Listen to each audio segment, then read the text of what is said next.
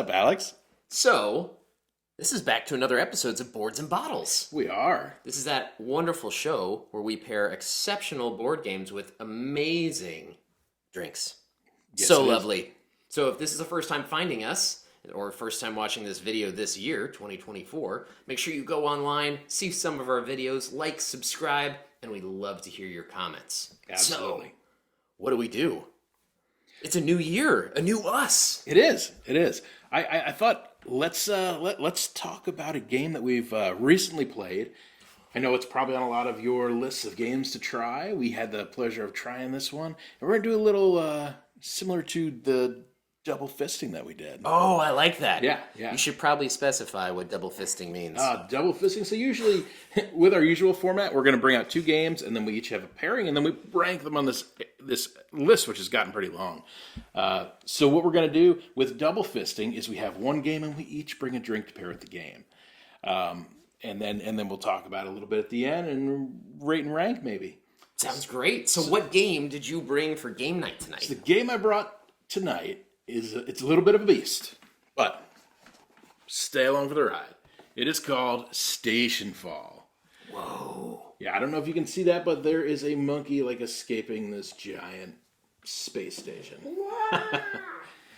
So in Stationfall, basically what's happening is you're in outer space, and there's this space station, and it's about to crash into the Earth. You've got somewhere between 11 and 15 minutes before this thing detonates. And let's talk a little bit about how you're actually going to win this game. I think it's super crazy that there are so many different people on the ship. There are. It is quite the conglomerate. Yeah, so You've got everything from astro chimps, right, to cyborgs, to all kinds of things. So it's true. The way to win is that you get two characters when you start, right? That's how the game starts. Is you're handed two characters, and you get to decide, do I want to be character A or character B? And the other character that you decide, you don't just throw them away. You use their other objectives, namely to either get off the ship or get knocked out. It's pretty simple. So whatever character you choose, it has other objectives on it. And sometimes very often they're warring with other people's objectives in the game, which makes it all too much fun. Oh, yeah, absolutely. So you're going to try to obtain victory points, and these victory points are going to be dictated. So, for example, here's Astro Chimp. Here's Astro Chimp's card. So all these little stars that are on there, that's how you're going to score victory points with Astro Chimp. So, for example, he wants all the shiny stuff. He wants to go to Earth. He wants to have the suitcase. He wants to have the alien relic. He wants to have the gun. The Astro Chip wants everything, but somebody may be the engineer. And if you're the engineer, you don't want that relic to get to Earth. You know what's in that relic. You're not some dumb monkey.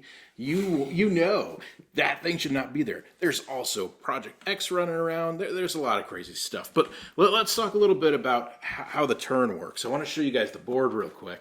This board is massive. I saw the prototype for it, and it was actually 3D and built up. Oh, really? So it's interesting that then they decided to do it this way. Yeah, can you guys get a good look at this thing? Oh my goodness. So this is the space station. So all these little blue and pink things, these are all rooms. And of course, it'd be cool if maybe you could do a couple things in a room. No. In this, every room is unique. Every room does its own thing, which is you can make a just weapon in this room. insane. You can set off the biological craziness in this room. You can get astrogel and heal somebody in this room, and just so many things that you can do. If you're like, what else could I do on a ship? Well, it's probably here somewhere. Yeah, and we've played this game with 4 players, and so, you think everybody's got a character they run around this thing with, right? So you got 4 people running around the ship. No. There are 12 characters running around the ship. And how it works is you have 12 cards laid out, and anybody can influence any character that's out there and make them do their bidding. You can move with them. You can attack with them. You can build things. You can turn cameras off. You can turn jammers off. There's 15 actions you can do with these characters. One of the finer points that I think when I was watching some of the game walkthroughs of this that I didn't pick up initially was that you have a certain number of these cubes that you can put to influence a character. And you have to have influence with the character to be able to use them. So I was thinking myself, like, oh, well, I've got 40 of these cubes, and I can just put some out and influence as I want and one up people to get. No, it doesn't work like that, especially if you're trying to win the game, because your character will say how many influence cubes you're allowed to have out on all 12 total before you start getting negative VP. And when I played, I monitored that like a hawk. Yeah, and I think there's 8 total cubes that you can put out, and one of the actions that you can take, actually, which we all forgot about, was that you can take some of these cubes back off there. So if there's a turn where you're like, I don't really have anything to do, I don't really need this character anymore, you can pull a cube back off them, and it could be getting you victory points back, which is huge in this game because the final score's like 5 to 7 to 8 to 9 or something like that. Like, I mean, you're not scoring huge victory points in this game. So we talked a little bit about how the turn works. We talked about the characters, the layout of the board. What did you think of the game?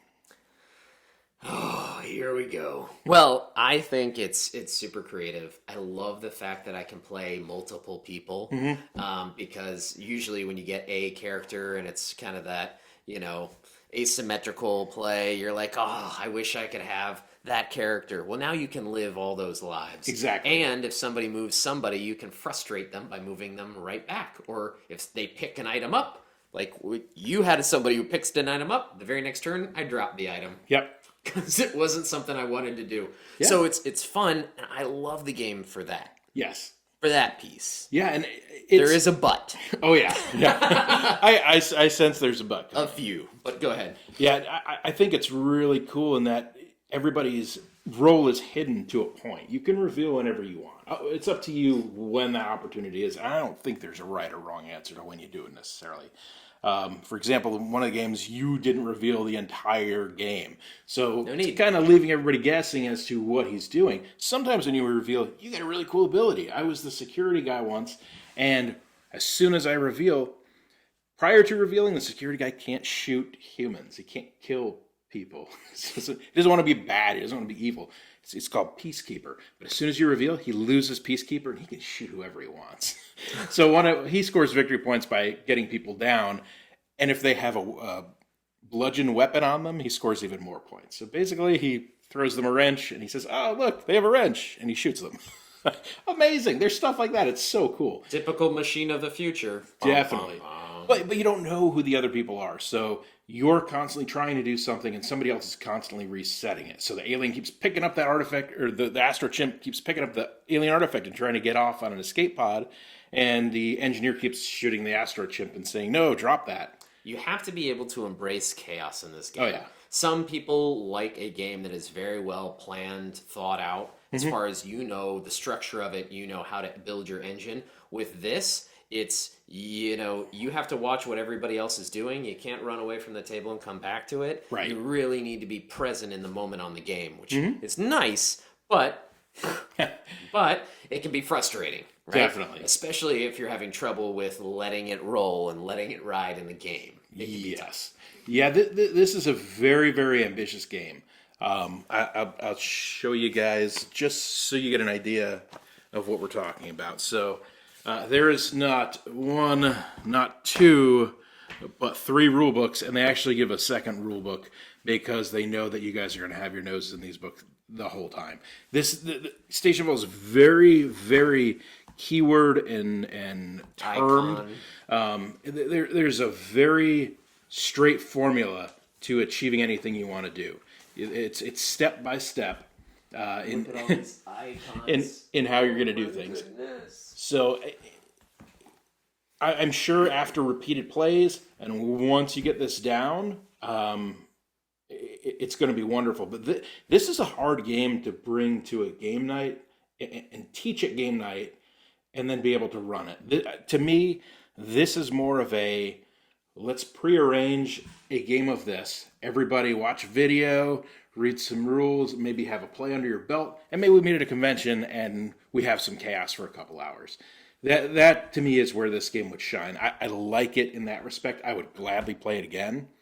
I just don't think I want to teach it to 5 new players at a game night and expect it to go well. That would drag. There's so many fine points to it where you guys can be playing for 2.5 hours, and if one little rule is missed, it could like kind of screw up the whole game. Yeah. That's very true. For me, there are also certain characters that I probably 8 characters I would love. Oh, and yeah. 4 characters I would absolutely disdain to play. And if they're ever shuffled around and I get dealt 2 of my characters I wasn't huge about, you're about to endeavor into a 2.5 hour game where you're like, oh, see, this is why I don't like this person. Oh, this is why you can just be sitting there, and I mean, you're having fun doing things, but you're not feeling like you're in it. Right. And I don't know. But then on the flip side of that, right? Like what happened on one of the games we played where, one of our friends, the very first turn, I think, I shot him. Or Yes. I bludgeoned him. His character, right? The character he chose. I think he chose the engineer, and I got hold of the Astro Chip and bludgeoned his character. So for the rest of the game, I mean, he could get somebody to come over to heal that character. But We just walked around and looked at him on the ground and did our thing. He decided to do other things. He ended up winning the game, though. Yeah, he never moved that character. That's my point. So, even though, your character's down and out at the beginning, the game does have ways that you can still accomplish all your objectives. Yes. So you don't have to always show your hand. Right? Exactly. To me, this is a very sandbox game. There are some objectives, but essentially you can go about achieving those objectives however you want, and it gives you a ton of different tools to get there. It's just combing through these rules and understanding these rules well enough to figure out how to use those tools. And to me, that's the hardest part. I almost think there should be, and maybe we need to make it. There should be a cheat sheet that says, you want to do this? Here's the rooms you can go to or the actions you can take to do it. Right. So I want to build a gun. Go here. I want to turn the jammers off. Go here. I want to turn the cameras off. Go here. I want to unleash Project X like this guy. It took me forever It to was, release. and it was very like, okay, you released Project X. Did you do it right? Let's go back and look at the rules. How do we do this again? And it took the 3 of us going through like all of these manuals to figure out, did we do it right? 10 to 15 minutes, and when we made a decision, then we figured out it wasn't Right. the right decision, Right. and then we went back and had to do it again. So, Yeah. And we had all learned the game. Mm-hmm. So, Yep. anyway. All right. So, talked about the game. Yep, we did. Now, what do you pair with it, Dan? So I brought something cool that we can drink when we use this. To me, I was thinking space, right? Obviously. Of course. So I brought a bourbon that has been really hit or miss for me. I brought Starlight, right? Space Stars. This is Indiana bourbon. Starlight, like I said, has been really hit or miss for me. They do a lot of finished bourbon, and finished bourbon's not my favorite. I like a little sherry finish every now and then on some bourbon or scotch. I like some port finish, but not on all of it. And it's definitely not all the time. Well, thank you. But they do some crazy stuff. They do honey finish and maple syrup finish. So this one is an Armagnac finished. Armagnac is a brandy that is made in France. It's similar to cognac. I think one is done in copper stills and one's done in column stills. And I believe the cognac is double distilled where Armagnac is single distilled. This is very nice and airy and lovely, Dan. Yeah. And so Starlight, they really got on the map because they've been doing a lot of store picks with their bourbons. They have a lot of crews that go out there and they can pick their own single barrels. This one's a local one for us, Eskimo Bros. Yeah. And they have a Super Mario 1-Up on the bottle. So Cheers. cheers. Thanks for bringing this. No problem. What a treat. Stationfall with a little Starlight. Wow, I And get that a is- lot that is of very- wood. Very fruity for me. Yeah. Yeah, that's this is 108 proof, 5-year. So it's a little hot on the back end. I mean, the heat starts to come through. But yeah, it's definitely get some oak and that grapiness. Yeah, there's a nice sweetness. I don't like things that are overly sweet, so Right. sometimes And that's the what you get with whiskeys some are of the way finished too much. whiskeys. Yeah, yeah. Some, especially some of the like the white wine, like Sauternes cask, and some things like that. I actually appreciate this. I think this is a nice find.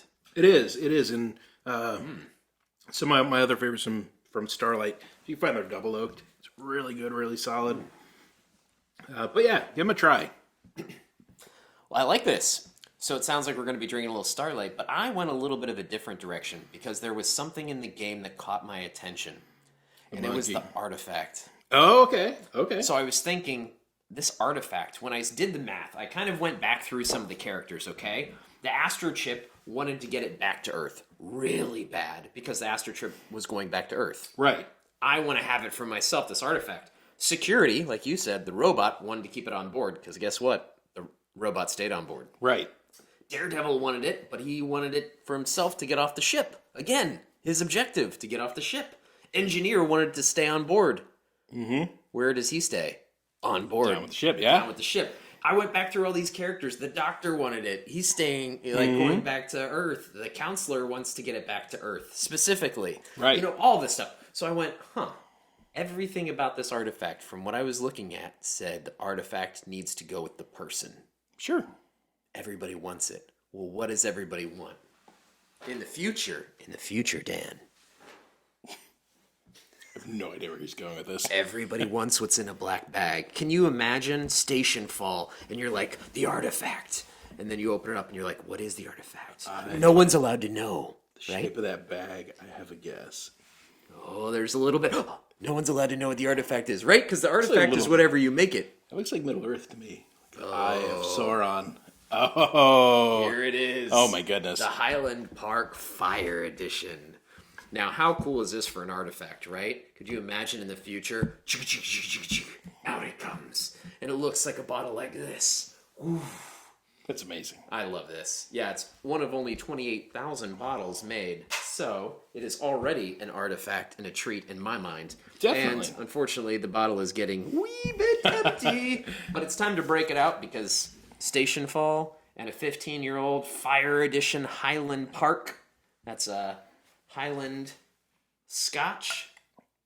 An Island Scotch. Goes hand in hand. That sounds in my opinion. wonderful to me. Oh, Yeah, this is like, if I can show my nerdnicity for a little bit, this is like what Captain Adama would be drinking, like on the bridge, right? Yeah. Like just watching and performing his admiral duties on the spaceship. 100%. Yeah. You got it. That's why I thought maybe it might work. Ooh. You can't go wrong with Highland Park, right? Oh my gosh. Yeah. You're going to get a lot of that smoke. Yep, You're going to that's get that it. Smell, sweetness, right? So good. So I had this bottle imported from the United Kingdom, of course, from Scotland. Oh, yeah. 46%, I forget. The peat on that is really exceptional. It's pretty light otherwise. Like it's like a honey and like grassy. Not overpowered, but it's that wonderful No. thing about Highland Park, that island, the Orkney Island they're on, where you have so many different things happening. It's like all the whiskeys in Scotland put together. It's very tasty. Oh yeah, it's an excellent brand, and this is a really good pour from them. Oh man! All right, so we've come to that wonderful time where it's time to rate the game. All right, so we're gonna do things a little bit different now. I know we came back for another year, which might surprise some of you, but we're ready to go. So They haven't kicked us off YouTube yet. no. So how are we going to do the rating this year? Because we already have our top 25 that's hard to get into. It's hard to crack. So what we were thinking was, if we have a pairing that's going to enter our top 25, we'll talk about it. We'll bring out the list. We're going to give you guys the optimal list to pair your games with. 100%. But there are going to be some games that don't make the list. Some pairings that aren't going to make the list. Most. This is true. So for those, we thought we'd give them the patented boards and bottles rating. You got it. Yes. We didn't steal it from Siskel and Ebert at all. No. No. Don't know why I even mentioned the name. No, yeah, I don't even know who that is. I've never heard of them in my life. So we'll say either a drink up or down the drain. Yeah. So we'll do. So for me, it's the first time. Listen, we're stumbling through it. We're allowed. We got it. So Stationfall for me, I'll say is it's about a half glass. It's about maybe a little pour out, but maybe a little bit drink. I would play it like you said before. If it were at a convention, you had a good group, people knew how to play it. But if somebody's new at the table, or even 2 or 3 people at the table are new, I'm out. Yeah. I'm out. Yep. It's a half pour for me. For me, so if we're going the half rating, if we have the 1 whiskey, half whiskey, no You whiskey, got it. negative no whiskey, and Negative. drain pour, I'm pour. probably in the middle. I'm in the middle. I guess we call that maybe mixer whiskey. It's a mixer whiskey. Yeah, Can. make Yep. a cocktail. Like if you squint at it a little bit and you're in the right situation, this is going to be a fabulous time. But for the standard game night, I don't see this working for our group. There are dozens of other games that are going to get to the table first. Absolutely. That said, I still want to play it. It's going to be a great time whenever it does get. Well, good. We're playing it tonight. Good luck. And I heard we've got a lot of players, so Yeah. first and last, perhaps. So do you think either of these pairings makes top 25? Let's just close with that. I like the fact of my artifact interpretation and I'm into bringing it. out the fire edition. 25 on the list is the Camel Up and Bourbon Pineapple Lemonade, and I don't know if it breaks it. I think the pairing does. Excellent. The game, I like Camel Up, I think, better than this. Pineapple lemonade, whatever. We might have to go back to Camel Up at some point and get another one. We might. But what's 24? Ghost of Christmas and the Sam Adams Fezziwig Ale. I'd put it between those two. Yep. Camel Up, you're fired. We got a new Get a top better 25. A new top 25. New top 25. Stationfall and I was going to say Fireball. Fireball. No, absolutely not. Not at all. And if Station that ever Fall at becomes Highland Park. if that ever becomes an artifact, Yeah, it's going down with the ship. it's going down with the ship for sure. Oh, man. All of it. All of it. All right. Well, it's a pleasure hanging out with you guys. Let us know what you think of Stationfall. If you drink any of these whiskeys, let us know as well. But As till we always then, say, Dan. game hard. Drink responsibly. Cheers, guys. Thanks. Good cheers. Wow.